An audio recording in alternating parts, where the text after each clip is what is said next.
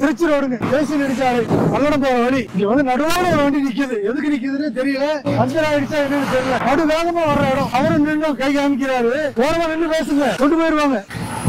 Tyre repair பரவாயில்ல, இது கையில வச்சுக்கோங்க. ஏன்னா நீங்க கையாட்டீங்கன்னா தெரியறது இல்ல. அப்படி தூரமா வர்றப்ப கை காமிச்சீங்கன்னா தெரியும் ஏதோ ஆபத்து இருக்குது அப்படின்னு சொல்லி போய்க்குவாங்க. யாராவது முந்தியும் வரக்கூடாது இல்லையா?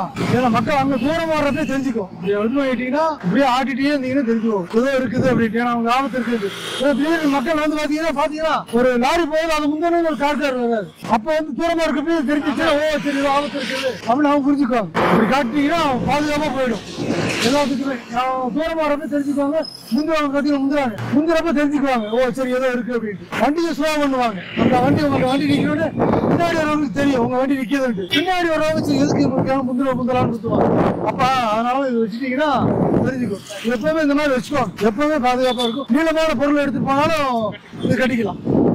அந்த எச்சரிக்கை சின்னம் இருக்கு இல்லையா, அதை எடுத்து வச்சுட்டீங்கன்னாலும் அது விலை கம்மி தான். அவங்க வாங்கி வச்சுக்கோங்க. யாராவது ஒருத்தர் வந்து அடிச்சுட்டு போயிட்டு பெரிய சாதாரண ஆயிடும்ல. விபத்து நடக்குது, நொடி கணக்குல தான் நடக்குது, நிமிஷ கணக்குல இருக்குது. நிறுத்த மாட்டாங்க. எல்லாத்துக்குமே அவசரம் தானே. அவசரத்துல போய் தான் விபத்து நடக்குதுங்க. நன்றி.